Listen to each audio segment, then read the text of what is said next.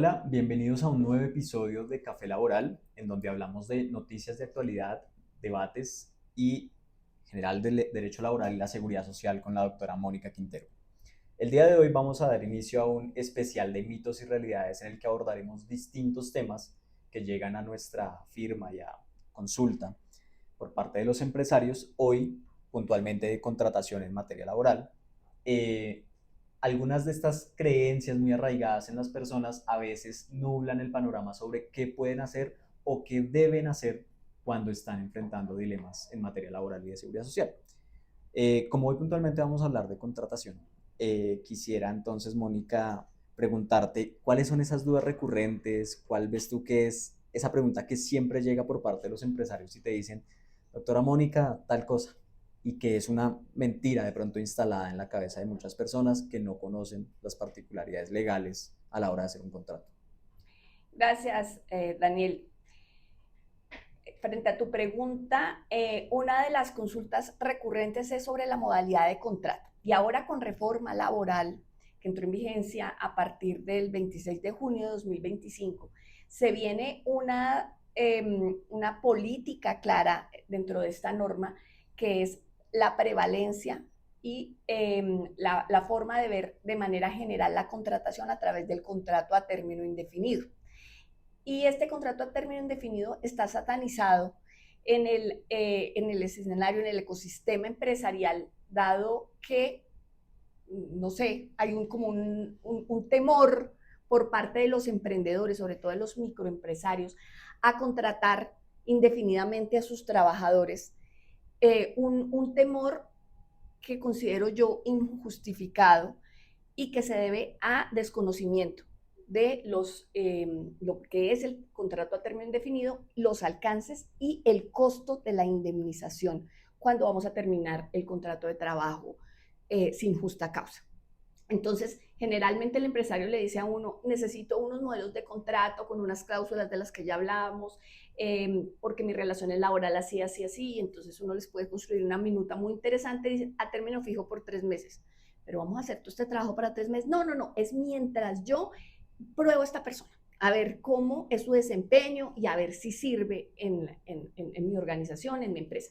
Y entonces yo en ese momento les digo, bueno, si esa es la política, si es una labor permanente la que va a desempeñar este trabajador en su empresa, si usted hizo un proceso de selección, se le costó plata, se demoró tiempo, ¿por qué no intenta el contrato a término indefinido? No, no, no, no, no, porque indefinido eso es como el matrimonio, eso es muy difícil. No, un momento, es que nadie está hablando de eso. ¿Usted sabe las implicaciones que tiene el contrato a término indefinido?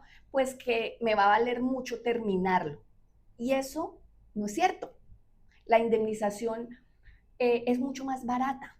Y te explico por qué. Cuando tenemos un contrato a término fijo, que les encanta el término de 3 meses, no sé por qué, pero siempre lo hacen, 2, 3 meses, ese contrato, para terminarlo, yo le tengo que pasar al trabajador un mes antes de que se venza el plazo una carta diciéndole que lo voy a terminar. Ese es un factor que desconoce el empresariado. Entonces, ¿qué pasa? No le paso la carta y el día que se acaba, le digo, bueno, ya gracias por todo. No, qué pena, es que ya se renovó el contrato. Y muchas veces los trabajadores sí están pendientes de esa situación. Ya se renovó automáticamente porque usted no me dio el preaviso. Esto no salió en reforma laboral, esto viene de tiempo atrás, del Código Sustantivo del Trabajo. Y entonces se renovó los 3 meses, listo, se volvió a renovar. Con reforma laboral, cuando se renueva 4 veces, ya pasa a ser un contrato a un año. Y precisamente entonces empezó el contrato en enero, se me renovó los 3 meses, los 3 meses tenemos marzo, febrero, marzo, el primero, abril, mayo, junio, julio, agosto, septiembre. Ya en septiembre tengo contrato a un año. ¿Qué implicación tiene eso? Que preciso cuando ya está un año, necesito salir de esta persona. ¿Cuánto me cuesta? Y cómo es la indemnización en el contrato a término fijo. El tiempo que hace falta para que termine el contrato. Estamos en octubre. ¿Cuánto me hace falta? 11 meses. 11 salarios mínimos si gana el salario mínimo el trabajador. Si gana más, pues calcule. Claro. ¿Cuánta plata es eso? Más de 17 millones de pesos. Una cantidad de plata. No, pero ¿qué hacemos? Lo quiero sacar ya, pero Entonces, en muchos casos hay que entrar a negociar esa indemnización, si el trabajador acepta, si el trabajador se viene desempeñando bien. Es un tema bien difícil. ¿Qué pasa con el contrato a término indefinido? En ese mismo caso, que en septiembre el empleador se dio cuenta que no quería seguir con este trabajador, lo quiere sacar. ¿Cuánto me vale la indemnización? Un salario mínimo. 30 días de salario porque no ha cumplido el mismo el año. Entonces, vemos la diferencia económica frente a esa situación. Por eso es que, y esto no sucedió, ya les digo, estas indemnizaciones no cambiaron con reforma laboral. Digamos que este discurso lo he venido llevando de tiempo atrás en las capacitaciones, en las asesorías, y los empresarios quedan, ay, ¿cómo así? Entonces, ¿por qué pensamos de otra manera? Claro, en las empresas grandes, por ejemplo, en muchos casos de universidades que hacen contratos a 10 meses, a 11 meses y vuelven a empezar, les hacían el preaviso a tiempo y lo volvían a cambiar. Con reforma laboral ya no se va a poder hacer esto, porque si la labor es permanente, uno de los principios de la reforma es la estabilidad laboral. Y en ese sentido, hay que reconocerle a los trabajadores, hay que pactar contratos a término indefinido y solamente el contrato a término fijo se establece para casos puntuales donde hay necesidades puntuales. Por ejemplo, para unas vacaciones, para una licencia de maternidad, para temporada alta, para cosechas, bueno, para un tema que está establecido en el tiempo con claridad, que hasta ahí va el término fijo dentro de un contrato. ¿Qué pasa con estos contratos a término fijo que venían con anterioridad a reforma laboral, ¿no? Que estamos como en ese tránsito. Y esa es otra de los comentarios muy frecuentes, pero es que yo tengo contrato a término fijo y se me acababa, entró en vigencia la norma el 26 de junio y se acababa en diciembre. Listo, que llegue hasta diciembre y a partir de ahí lo que se sugiere es que celebren un contrato a término indefinido. El nuevo contrato no es fácil, no es fácil para los emprendedores entender este cambio y estas implicaciones. Hay que hacer una labor pedagógica importante, pero pues para eso pagan una asesoría, para mostrarles esas diferencias que tienen estas formas de contratación. Ese tema de la reforma laboral nos permite como introducir varios mitos, digamos, de los que tú venías comentando. Uno que me pareció muy interesante, que tú lo decías, que es recurrente en la consulta, es que utilizan el contrato a término fijo como si fuese un periodo de prueba. A veces no se conoce la figura del periodo de prueba, que es, como su nombre lo indica, justamente para evaluar al trabajador y le concede cierta flexibilidad al empresario para determinar si la persona efectivamente se ajusta al cargo, rinde de la manera esperada, cumple, digamos, con el perfil para ocupar este cargo. Otro tema que tú mencionabas también de como para qué caso sirve el contrato a término fijo, bueno, hay varios mitos que se podrían comentar, sobre todo porque hubo un cambio muy interesante ahorita en la reforma, que ya había sido puesto en discusión con anterioridad, que era justamente que la legislación anterior permitía la renovación indefinida del contrato a término fijo. Una figura extrañísima, una sentencia muy polémica en su momento de la Corte Constitucional, y viene esta reforma diciendo, como esa frase muy con esa referencia, diciendo, no se puede renovar indefinidamente el contrato a término fijo. Y además colocando sobre el contrato a término indefinido una prelación, diciendo, por regla general, todos los contratos de trabajo son a término indefinido. Y asimismo, poniendo una carga en cabeza del contratante, diciendo, si va a ser por obra o labor, si va a ser a término fijo, tiene que especificar muy bien las razones, so pena de que se entienda que estamos, por primacía de la realidad, en un contrato término indefinido. Toda esa cháchara tan jurídica a veces pues no es como tan, no está en el conocimiento de la persona que está hoy emprendiendo, hoy montando una empresa, y pasamos a un mito que me gustaría comentar. Dice, no, esto por un tema costo efectivo, contrato de prestación de servicios. Quería preguntarte un poco por ese gran mito que está en nuestro país. Hay muchísimos contratistas en Colombia, sector público, sector privado, mejor dicho. ¿Cuál es el impacto, digámoslo así, de que hoy un emprendedor simplemente viendo costos se decante por el contrato de prestación de servicios? Es decir, El hay riesgo. el riesgo que hay ahí. Pues el riesgo es altísimo. Y eso también es una materia que hemos tenido de consulta cuando el empleador dice, pero yo tengo y lo dicen así abiertamente, tengo a mi trabajador con prestación de servicios. Eso está bien, ¿cierto? Y entonces, ¿qué entro a decirle yo? No, no está bien, no es legal, porque hay subordinación, ¿no? Ese es el elemento esencial del contrato laboral. ¿Y qué es la subordinación? Es que yo te doy órdenes, que te digo cómo tienes que desempeñar tu labor y en ese sentido, pues hay una relación laboral clara, establecida y un contrato laboral con todas sus implicaciones, prestaciones sociales, vacaciones, aportes a la seguridad social. Pero no es sencillo de establecer, porque hay muchos casos en los cuales no hay, no puedo determinar, no doy órdenes exactas, ¿sí? O las di al principio, le dije esto se hace así, y ya después el trabajador por su experiencia lo hace y dice, pero es que le estás prestando un servicio, él no me está obedeciendo órdenes, yo todos los días no voy a decirle lo que tenga que hacer. Claro, entonces ahí hay elementos importantes que hay que analizar. Por ejemplo, que los elementos con los que trabajo, los computadores, los equipos, los da el empleador o los pone el contratista. El tema del horario, hay contratistas de prestación de servicios que de pronto cumplen ciertos horarios para la prestación de sus servicios, pero no siempre. Entonces, hay que entrar a evaluar y una de las formas, como yo les digo a los clientes, que determinen es lo misional, la obligación misional de su emprendimiento, de su empresa. Entonces, tengo, por ejemplo, un supermercado y ¿qué es indispensable en el supermercado? Los vendedores, las personas que están ahí, en las góndolas, en las cajas, porque es un supermercado físico y en ese sentido, pues yo no los puedo contratar por prestación de servicios. Cumplen un horario, yo no les digo ya cómo hagan, pero lo hacen. Me pasaba con un cliente, por ejemplo, del campo, en una finca, me decía, pues yo contrato a la señora de prestación de servicios, yo ni quiero sé ordeñar y ella ordeña, ella maneja a los obreros, hace todo ella sola y yo ni siquiera lo sé hacer, eso es una prestación de servicios, pero vivía en la finca, todos los elementos eran del dueño de la finca, entonces todas esas situaciones hay que verlas de manera puntual.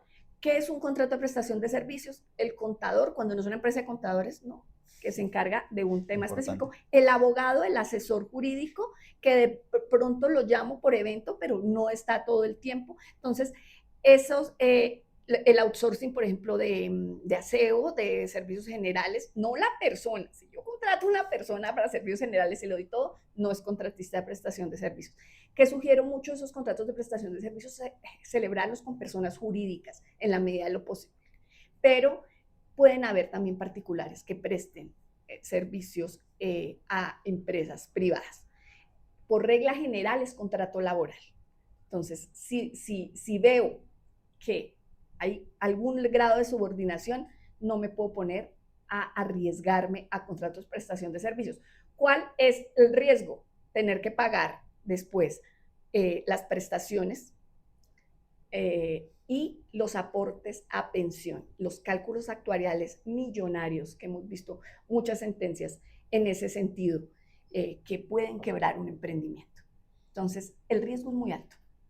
Creo que eso que comentabas da también pie para hablar de un asunto que no alcanzamos a profundizar, que es justamente que existen muchos tipos de contratos, digamos, en general, y a veces no hay ese conocimiento. Muchas veces también pasa que llegan a la consulta diciendo no puedo asumir los costos de un contrato de trabajo, pero ni siquiera hacen como este ejercicio inicial de analizar si realmente a lo mejor puede ser un cargo al que aplique un contrato de prestación de servicios o al que aplique lo que comentabas del outsourcing o las empresas de servicios temporales que pues, existen en Colombia y a veces por desconocimiento no se hace uso de estas figuras que pueden servir para ciertos casos, eso sí, depende del análisis de cada uno.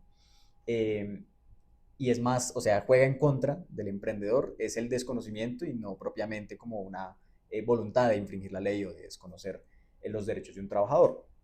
Quería también como abordar un mito que es muy recurrente y que lo hemos visto, que es el del contrato verbal. Muchas personas dicen, no, nosotros llegamos a un acuerdo verbal y pues el contrato es ley para las partes y pareciera en principio que si nos comprometimos a que el contrato era un año, pues era un año y aquí no hay derecho a prestaciones, indemnizaciones, ni por supuesto a toda esta carga, digamos, prestacional que trae un contrato de trabajo. ¿Qué pasa con el contrato verbal, digamos, en materia laboral? Esa relación laboral es también una de las más peligrosas, que más riesgos tiene, porque el contrato laboral verbal se supone que es a término indefinido, con todas sus implicaciones. Entonces, para resumir, el contrato a término fijo hay que pactarlo necesariamente verbal y establecer por qué periodo es y debido a qué es temporal. El contrato por obra o labor es un contrato también que debe estar por escrito, y esto lo incluye la reforma laboral, y debe especificar la obra o labor a la que se va a dedicar el trabajador. Sirve mucho para estos casos de uniones temporales, outsourcing, que asumen obras públicas u obras civiles, y que solamente es para el desempeño de esa obra, o para cualquier otro donde quede claro que solamente van a desempeñar una labor, y si yo pongo al trabajador a hacer otra cosa, implica que se presume a término indefinido. Entonces, esto para decirte que el contrato verbal genera los mismos derechos que se genera un contrato escrito, pero tiene muchos riesgos, porque yo no puedo pactar cláusulas como el periodo de prueba. Por ejemplo, no se presume. El periodo de prueba hay que pactarlo dentro de la minuta de contrato, y cuando el contrato lo pacto a término definido es de 2 meses. Yo tengo 2 meses para probar que este trabajador sí tiene un buen desempeño y sí sirve para el cargo para el cual lo contraté, y antes de finalizar esos 2 meses yo lo puedo llamar a decirle, hacerle una evaluación y decirle si realmente pasas tu periodo de prueba, continuamos con el contrato, o definitivamente no sirves para el cargo, gracias por todo, hasta luego. Entonces, ¿y qué implica ese periodo de prueba? Que no le pago indemnización, ninguna, pero dentro de esos 2 meses. Si yo hago un contrato a término fijo a 3 meses, es la quinta parte del tiempo el que yo puedo pactar como periodo de prueba. ¿Qué es eso? 16 días. En 16 días yo no me doy cuenta cómo viene el desempeño del trabajador, y entonces pierdo esa oportunidad de poder terminar el contrato de trabajo sin pagarle una indemnización. Lo mismo frente al contrato de obra o labor, que según para el cual se haya pactado la obra o labor que va a desempeñar, se tiene que calcular la quinta parte de ese periodo para el periodo de prueba. Y para cerrar, me gustaría abordar uno último que fue muy comentado durante los debates de la reforma, incluso desde antes se han existido incluso proyectos, que es la contratación por días. Así. Muchas personas piensan que la contratación por días no existe. ¿Y qué pasa con esa contratación? Es decir, nuevamente volvemos un poco a la misma discusión del contrato de prestación de servicios. Si yo contrato por días, no debo pagar salario mínimo, no debo pagar prestaciones, no debo pagar aportes a la seguridad social. Creo que hay una gran confusión con ese asunto, y que a veces es bueno aclararlo, digamos, de cara a quienes están hoy pensando en contratar a un trabajador. El contrato por días que se da en muchos escenarios, por ejemplo, en el de servicios domésticos, que muchas familias o personas naturales contratan un día a la semana o 2 días a la semana a una trabajadora sin reconocerle prestaciones sociales y sin aportes a la seguridad social, es uno de los, digamos, de los avances de la reforma laboral, que incluye que deben ser contratadas estas personas con un contrato laboral escrito. Que es importante ahí tener en cuenta que ahí hay un tiempo parcial, ¿no? Y para cualquier oficio, para cualquier desempeño dentro de una organización, eventualmente yo puedo requerir tiempo parcial a un trabajador, y de esa manera, de manera proporcional, le puedo pagar el salario según los días, le puedo pagar las prestaciones, le puedo reconocer vacaciones y puedo hacer los aportes a la seguridad social. Entonces, ya en los aplicativos Pila existe la posibilidad de pagar de 1 a 4 días, por ejemplo, al mes, el proporcional de los aportes a salud y a pensión. Los riesgos laborales hay que pagarlos durante todo el mes, pero es el aporte menor, y a caja de compensación. Entonces, ese punto es muy importante tenerlo en cuenta, porque no es un costo altísimo. No implica que una persona que viene a mi casa un día a la semana yo le tengo que pagar el total del salario mínimo, sino que puedo sacar esa proporción. Y eso lleva a entender que respetar los derechos y reconocérselos a un trabajador no tiene por qué ser un costo que se nos salga de las manos. Sobre todo que muchas veces los empleadores no dimensionan que estos costos realmente subrogan obligaciones en otras entidades que vale totalmente la pena realizarlos. Creo que el caso más frecuente es el de la aseguradora de riesgos laborales, ¿no? Se pagan los riesgos laborales que, como tú mencionas, es un costo ínfimo en comparación a lo que puede costar a un empleador asumir los costos de un accidente de trabajo, de una enfermedad profesional de un trabajador. Yo quiero agradecerte, Mónica, por este podcast. Esta es una sección que estamos probando para resolver las dudas que ustedes nos dejan en nuestras redes sociales, en Spotify y en YouTube. Tendremos un próximo episodio sobre mitos y realidades de la seguridad social. Entonces los invitamos a que nos dejen sus comentarios y sus preguntas y nos vemos en el siguiente episodio de Café Laboral.